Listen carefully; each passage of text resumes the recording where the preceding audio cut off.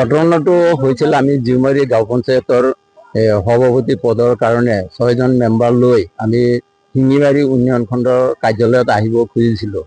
আমি যেহেতু জিউমাৰী হৈ গুণাবাৰী হৈ আহিব লাগিছিল, কিন্তু আমি এটা মোবাইল ফোনত গম পালোঁ যে কিছুমান শত্ৰুৱে ইয়াত বহি আছে আমাক এটেক কৰিবলৈ। পিছে আমি লৰিমিক হৈ শিঙিমাৰী হৈ শিঙিমাৰী উন্নয়ন খণ্ডত আহিব বিচাৰিছিলোঁ। উন্নয়ন খণ্ডৰ পৰা অলপ দূৰত পাওঁতে ধৰক 5 মিটাৰ মান দূৰত মজিবৰৰ কিছুমান গুণ্ডা বাহিনীয়ে আমাক মানে গাড়ীত আটকাই গাড়ী চাৰি ভাঙে আৰু মহিলা ৱাৰ্ড সদস্যসকলক আক্ৰমণ কৰিব খুজিছিল আৰু 2-1জনৰ অলপ আঘাত হৈছেও। এই মজিবৰ গুণ্ডা বাহিনীয়ে বহুত দিন আগৰ পৰাই আমাৰ ওপৰত মানে অত্যাচাৰ চলাই আছে।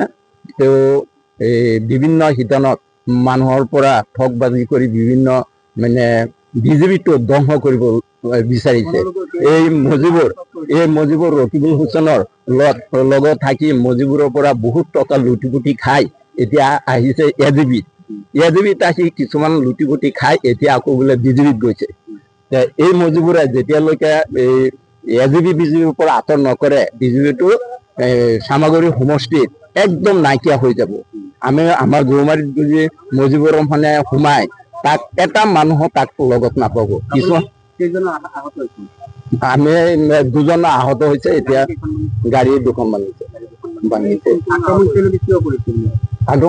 আমাক কাৰ্যালয়ত আহিব নিদিয়ে, সিহঁতৰ 4টা মেম্বাৰ লৈ ইয়াত প্ৰেচিডেণ্ট বনাব বুলি সিহঁতে আশাবাদী, কিন্তু আমাৰ মেজৰিটি আছে সেইকাৰণে আমাক মানে আহিবলৈ বাধা দিছে। মই বিজেপি দলৰ আৰু প্ৰেচিডেণ্টৰ প্ৰাৰ্থীজনৰ বিজেপি দলৰ। চিনি পাইছে? এনে দেখা নাই, কিন্তু মুখত কোলা কাপোৰ বান্ধি গাড়ী এটেক কৰিছে। আঘাতপ্ৰাপ্তৰ নামটো মই এতিয়ালৈকে দেখা নাই। মই মেম্বাৰ লৈ মঞ্জুমা আমাৰ আঞ্জুমা বেগম তেখেতৰ গাড়ী ভাঙিছে আৰু আঘাতো হৈছে আৰু ছোৱালী এজনৰ আঘাত হৈছে। 10-15জন মান আছিল। 4টা গাড়ী আছিল। 4টা গাড়ী মানে সিহঁতে ৰাস্তাৰ কাষত ৰখাই থৈছে। ৰখাই আমাৰ গাড়ী কেইটা যেতিয়া আহিছে মানে সিহঁতৰ গাড়ীটো পথালি কৰি দি দিছে। ওচৰত আমি দেখা নাই, কিন্তু লাঠি আছিল, লাঠিৰে গ্লাছবিলাক ভাঙিছে কোবাই। গতিকে আমি অসম চৰকাৰক অনুৰোধ জনাওঁ যে যদি এই মজিবুৰ ৰহমানক চামগুৰি সমষ্টিৰ পৰা টিকেট দিয়ে একদম 0ত আউট হ'ব। গতিকে যাতে এই দুষ্ট মজিবুৰ ৰহমানে যাতে চামগুৰি সমষ্টিত টিকেট নাপায় আৰু তাক ক্ষমতাৰ পৰা আঁতৰাই ৰাখিব লাগে। আৰু বিভিন্ন যোৱা পঞ্চায়ত ইলেকশ্যনত তেওঁ নিজৰ ৱাৰ্ডটো পাছ কৰিব নোৱাৰিলে।